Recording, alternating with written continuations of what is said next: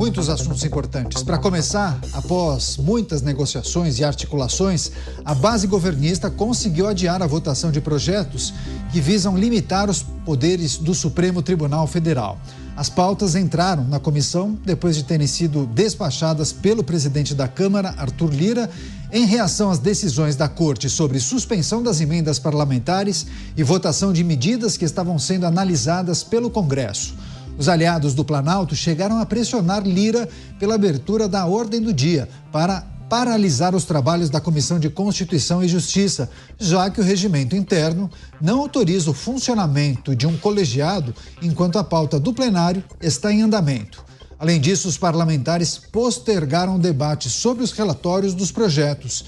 Agora, a votação dessas medidas ficará para uma outra data, possivelmente após as eleições municipais. Vamos chamar os nossos comentaristas? Roberto Mota com a gente, ao vivo, diretamente do Rio de Janeiro.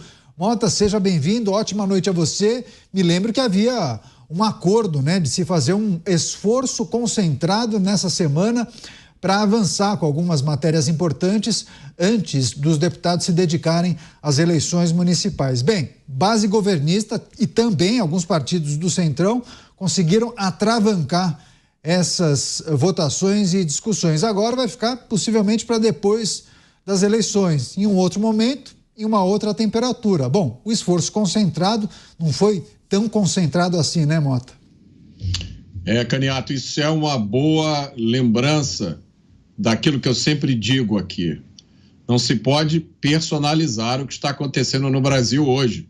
Nós não chegamos na situação atual se não tivesse havido a colaboração de muita gente. E aí está mais uma colaboração no adiamento da votação desses projetos. Boa noite a você, boa noite aos meus colegas de bancada, boa noite à nossa audiência. Esses projetos são 2 propostas de emenda constitucional e 2 projetos de lei que, no meu entender, não são projetos contra ninguém, não são projetos contra nenhuma instituição ou nenhuma pessoa. São projetos que buscam trazer de volta um equilíbrio que foi perdido na relação entre os poderes. Só para citar uma das notícias mais recentes, se eu não me engano, dos últimos dias, houve uma decisão do Judiciário ordenando ao governo federal que combatesse as queimadas ou alguma coisa assim. Parece uma coisa sem significado maior, mas é uma coisa que tem um significado muito grande, como várias outras decisões recentes. Isso significa que um poder está entrando na área do outro poder.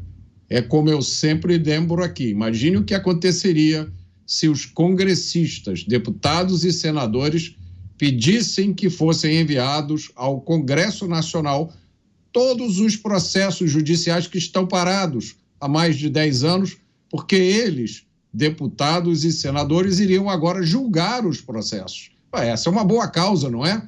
Dar celeridade à justiça? Pois é, mas não pode, porque não foi para isso que deputados e senadores foram eleitos. É isso, também com a gente o Luiz Felipe Dávila, ao vivo. Dávila, seja muito bem-vindo, uma ótima noite a você. Só relembrando a nossa audiência que naquelas pautas que têm por objetivo limitar a atuação da Suprema Corte ou então dos ministros que integram o STF, hoje a CCJ até chegou a iniciar um debate sobre aquela proposta que limitaria as decisões monocráticas dos ministros, mas como não houve acordo, a votação propriamente ficou para em uma outra ocasião, possivelmente depois das eleições municipais. Agora, fica nítido, Dávila, a existência de 2 grupos, Tem um grupo de parlamentares que se esforçam para tentar alterar esse regramento e um outro que, em tese, se beneficia do atual cenário e se esforça para deixar as coisas do jeito que estão. É isso mesmo, Caniato. Boa noite a você, boa noite aos nossos colegas de bancada e boa noite à nossa querida audiência. É preciso explicar para as pessoas, no momento em que o debate político está tão contaminado pela polarização, a discussão de reformas fundamentais para restabelecer o equilíbrio entre os poderes e, principalmente, para fazer o Supremo Tribunal Federal voltar a atuar como uma corte suprema que zela pela Constituição, como guardiã da Constituição, isso acaba se perdendo no debate político-partidário. Os governistas veem a atitude de acabar com decisões monocráticas como uma retaliação às atitudes do Supremo Tribunal Federal. Já a oposição vê este mecanismo como algo fundamental para restabelecer o equilíbrio entre os poderes. Na verdade, nós não poderíamos estar politizando uma questão tão fundamental, que é restabelecer a harmonia entre os poderes e, principalmente, dar ao Supremo o que ele sempre deveria ter feito, agido como um colegiado e não baseado em decisões monocráticas. O que se espera de uma Suprema Corte é que ela se manifeste sempre com a voz do colegiado e não a opinião individual de cada membro do Supremo. Isso não faz o menor sentido em nenhuma corte constitucional do mundo. Isso existe, Caniato. Toda a corte constitucional, os juízes só falam nos autos de acordo com o seu voto. E é assim que nós esperamos restabelecer a harmonia entre os poderes. Portanto, acabar com decisões monocráticas é restabelecer a função primordial da Suprema Corte de atuar como um colegiado e não ter esta decisão individual de cada ministro por meio de decisões monocráticas, que provou ser desastroso, porque muitas vezes as decisões monocráticas violam princípios sagrados da Constituição brasileira. O Cristiano Beraldo também com a gente, vai trazer suas reflexões, impressões. Bom, daqui a pouco então o Beraldo vai trazer a sua análise, ele está conectando com a gente. O Beraldo sempre em algum ponto do planeta Terra, mas ele vai daqui a pouco participar aqui com a gente. Só vou retomar com o Roberto Mota, porque muitos fazem projeções para esse tipo de discussão, esse tipo de apreciação após um processo eleitoral, Mota, porque assim, um tempo depois a gente observa uma temperatura nesse momento. A gente teve a suspensão da rede social X, muitas discussões acerca das últimas medidas que foram tomadas pelos integrantes da Suprema Corte. Eu entendo que uma discussão nesse momento se daria de uma forma, né? Depois de muita água passar por debaixo de uma ponte, em um outro momento, em uma outra temperatura, possivelmente já com boa parte dos pleitos decididos nas grandes cidades, as peças estarão dispostas de outra forma sobre o tabuleiro. E aí é preciso também destacar para a nossa audiência que estaremos há pouco tempo das eleições para as presidências da Câmara e do Senado. E possivelmente até uma discussão sobre esses projetos que você destacou há pouco poderão ser utilizados como moeda de troca, né, Mota? De que maneira o ambiente da Câmara e do Senado podem contaminar a essência, o mérito da questão? Eu acho que é impossível escapar dessa contaminação, Caniato. Não é razoável a gente esperar que qualquer coisa, seja lá o assunto que for, seja discutido no Congresso Nacional, que é formado por políticos eleitos e não tenha conotação política, né? Como eu sempre digo aqui, o que faz a diferença são as convicções de cada um. A grande maioria dos parlamentares, dos políticos em todo o mundo não tem convicções fortes.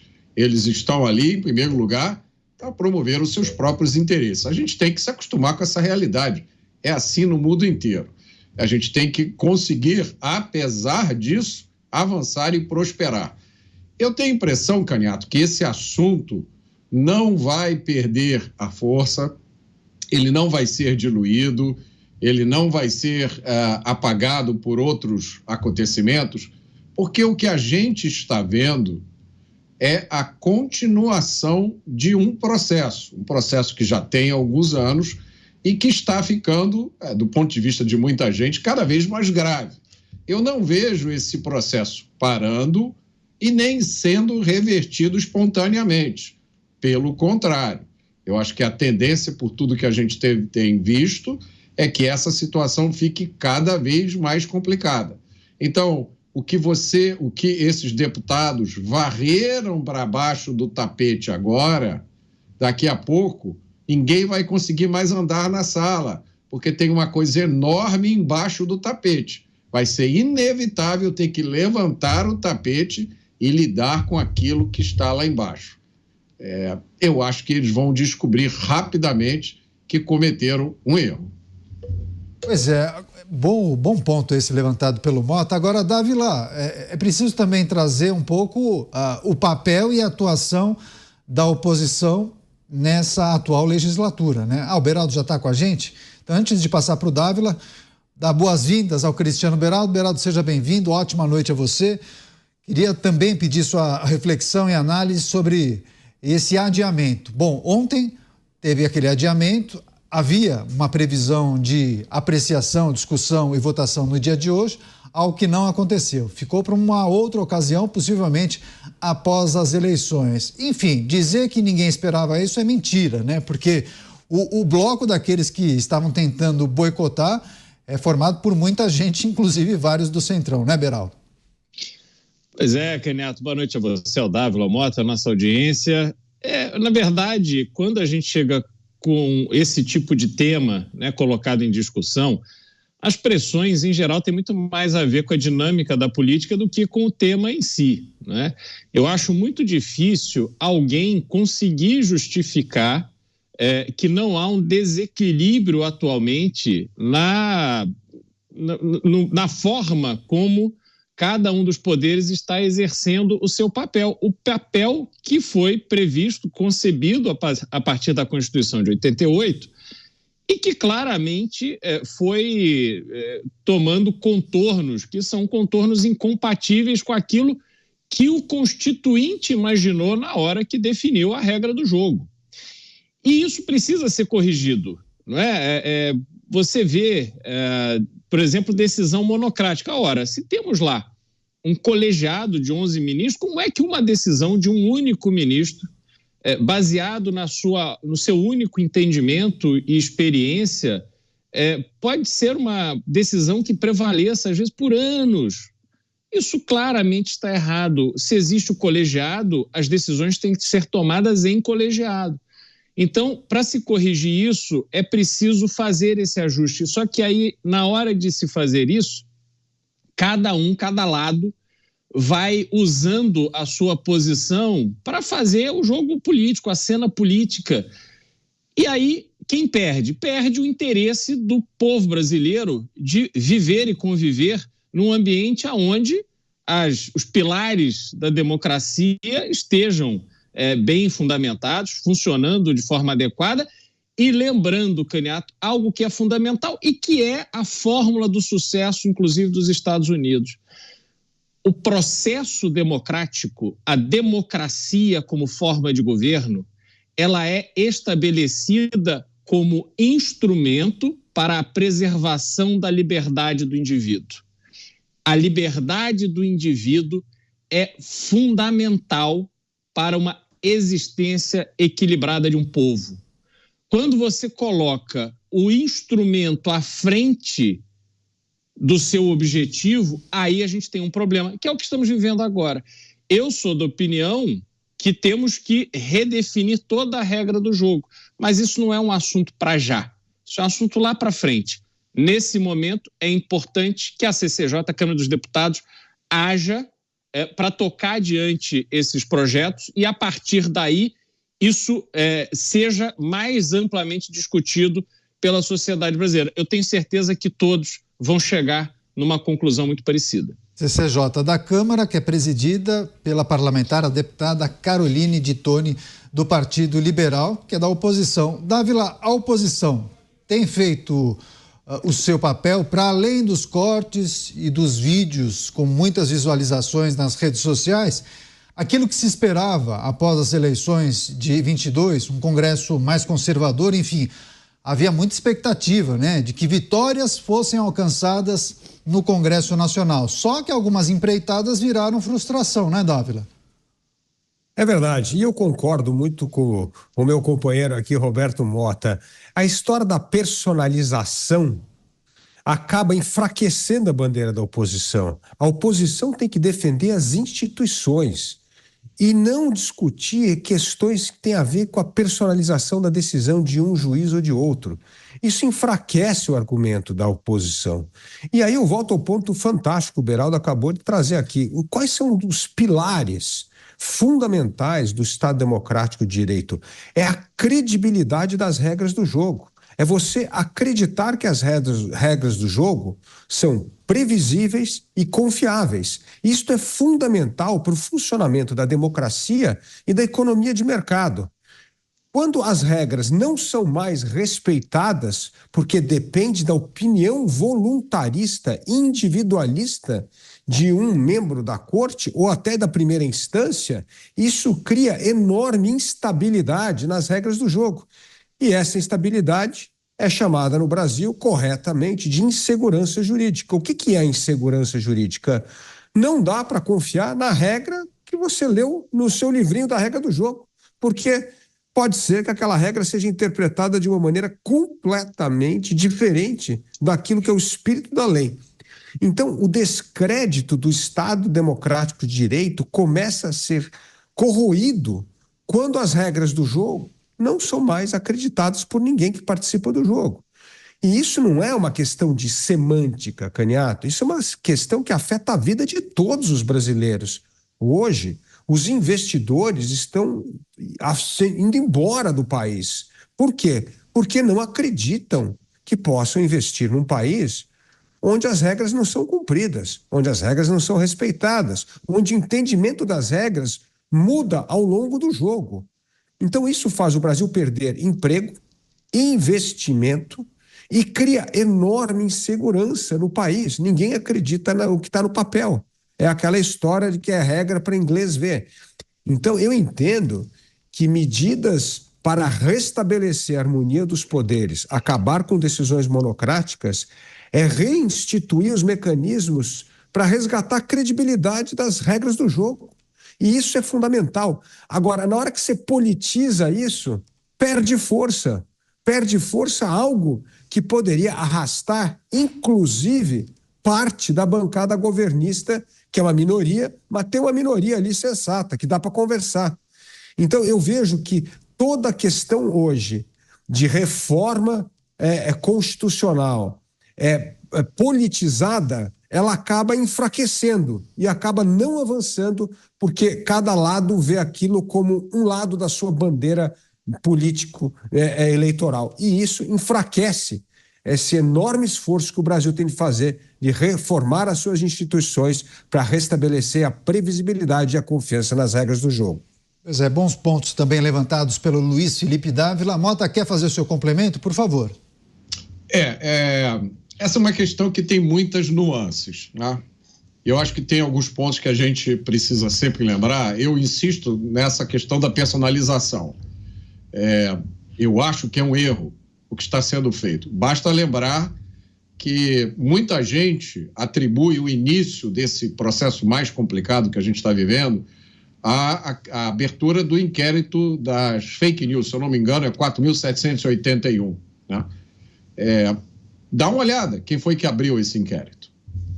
Então, dá uma olhada quem foi que deu a decisão liminar na DPF 635, que suspendeu as operações policiais aqui no Rio de Janeiro. São todas pessoas diferentes. Então, não se trata de uma questão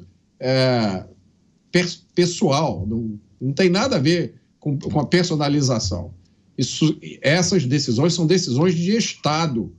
Elas estão sendo tomadas pelo Estado brasileiro. A gente pode não gostar, a gente pode achar que algumas delas são absurdas, muita gente diz que são inconstitucionais, mas elas estão sendo tomadas pelo Estado brasileiro. Então, a gente não pode esquecer disso. A questão da decisão ser monocrática, ser tomada por uma pessoa só, ou ser tomada por toda a corte, no meu entender, eu também considero essa questão secundária. A partir do momento em que se nós temos opinião de que algumas dessas decisões são incompatíveis com o devido processo legal, essa é a decisão, essa é a questão. E não faz diferença nenhuma, pelo menos eu acho, se foi tomada por uma pessoa, se foi tomada pelas 11. Por quê? Eu acho muito difícil uma decisão ser tomada por uma pessoa sem ter antes, pelo menos, um sentimento de que ela seria recepcionada, pelo menos pela maioria.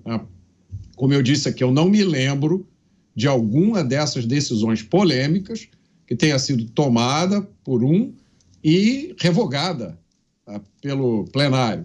Se eu não me engano, por exemplo, eu vou dar um exemplo aqui, a DPF 635, a gente fala sempre, salvo engano, essa decisão ainda é uma liminar que foi dada. Ainda não foi nem para discussão no plenário. Então, eu acho que essa questão de ser do plenário ou ser de um só é uma questão secundária. A gente tem que se ater às questões, né?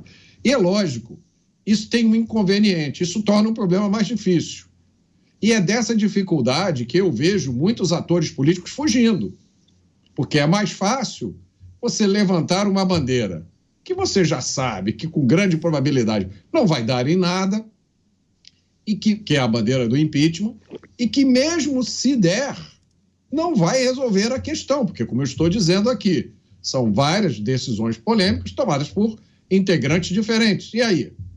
Como é que fica? Você vai pedir o impeachment de um, vai substituir um, sem ter nenhuma garantia de que o seu substituto eventual decida se comportar de forma diferente. Pelo contrário, a gente tem razões para imaginar que não é difícil ter um substituto que tenha a mesma visão ou até uma visão ainda mais forte nesse sentido. Então, a gente tem que levar essas coisas todas em consideração com muita calma, muita ponderação. É o que eu recomendo para todo mundo. Pare, olhe o que está acontecendo e raciocine. E como os meus colegas já lembraram aqui, não há como a gente fugir da política nesse momento. Eu acho que quem coloca, os deputados e senadores que colocam os seus interesses eleitorais à frente dessa questão, na minha opinião, estão cometendo um suicídio político, porque amanhã esse mecanismo pode se voltar contra eles e eles não vão ter a quem pedir ajuda. Dávila, como o Mota tratou de um ponto que foi abordado por você, a questão da personalização, se você quiser fazer um complemento, por favor.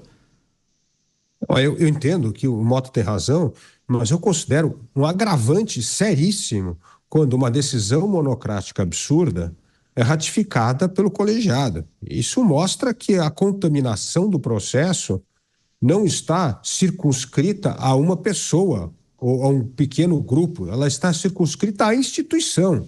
E daí a importância das reformas. E só para lembrar, Mota, recentemente nós tivemos um 6-5 no voto no colegiado, numa questão muito importante, que a Constituição é cristalina e que foi preciso quase que um devaneio ou uma alucinação para achar que poderia ter uma cláusula que permitisse algo absolutamente inconstitucional. E sabe que decisão foi essa, Mota? A história da reeleição dos presidentes do Senado e da Câmara. Acabou 6-5, mas numa decisão que era a Constituição é cristalina, é proibida a reeleição do presidente da Câmara no mesmo ano legislativo. E olha só, 5 ministros do Supremo conseguiram dar um salto carpado e compreender uma regra que raramente a Constituição ela é tão cristalina num ponto. Então veja só a gravidade disso, mesmo quando há dissidência no voto em coisas que a Constituição é cristalina, que não deixa nenhuma margem de dúvida. Aí é que nós vemos um sinal perigoso, que o Estado Democrático de Direito está em risco. É a interpretação freestyle que se chama, né, Mota? Eu vou até me permitir uma pequena discordância do Dávila, porque casos de interpretação da Constituição, até para achar coisas que não estão na Constituição, já aconteceram nos Estados Unidos, né? Por exemplo, mais famosamente no caso Roe versus Wade de 1973, que declarou que era um direito constitucional dos americanos fazer aborto.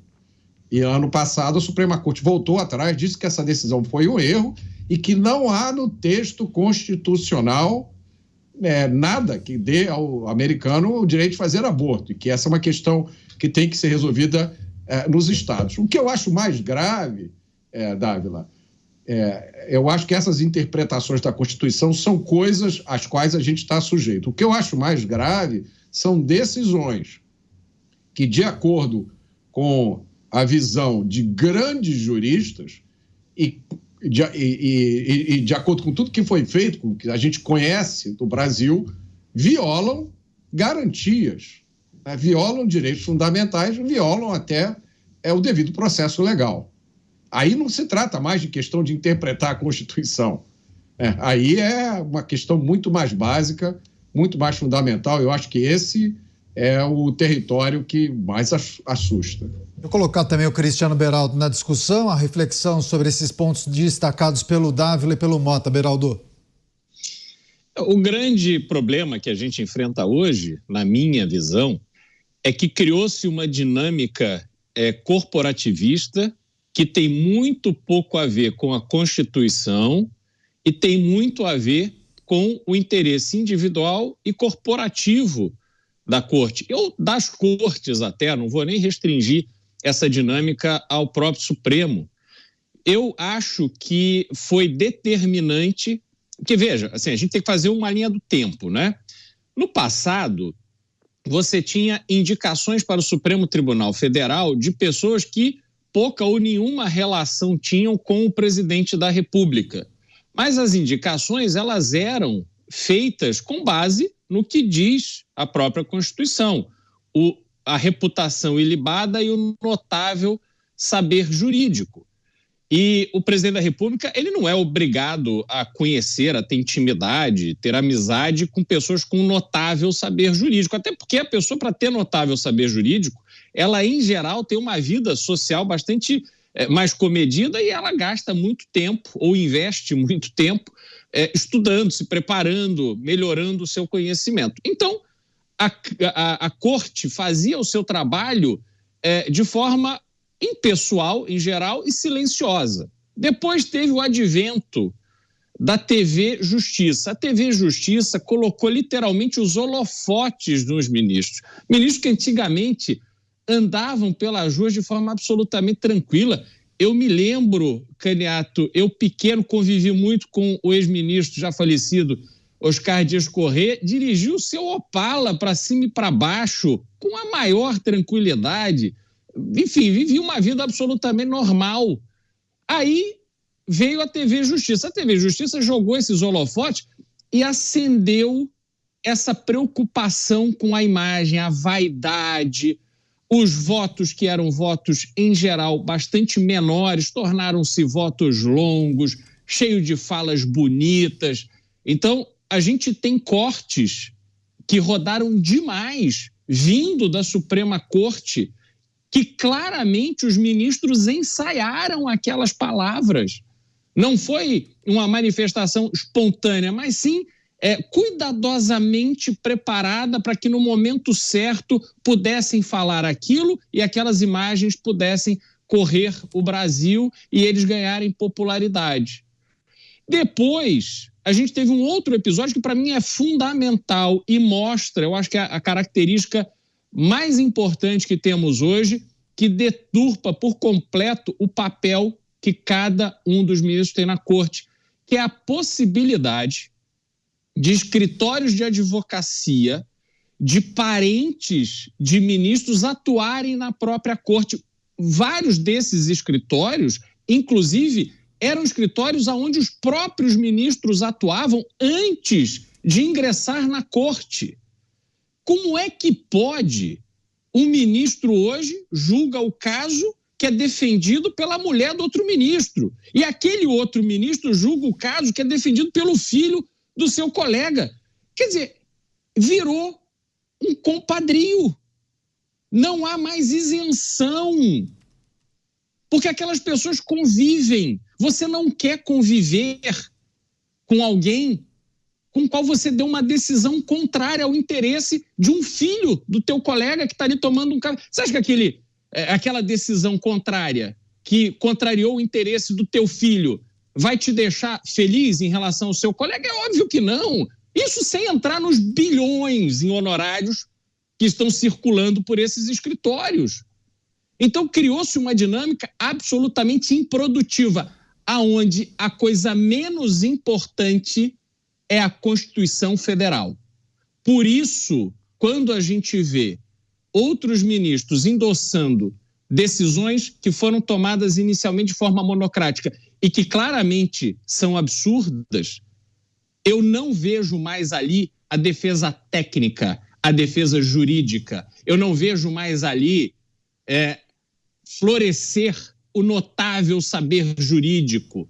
O que eu vejo ali é justamente uma manifestação que visa passar a mão, afagar, não criar um clima interno.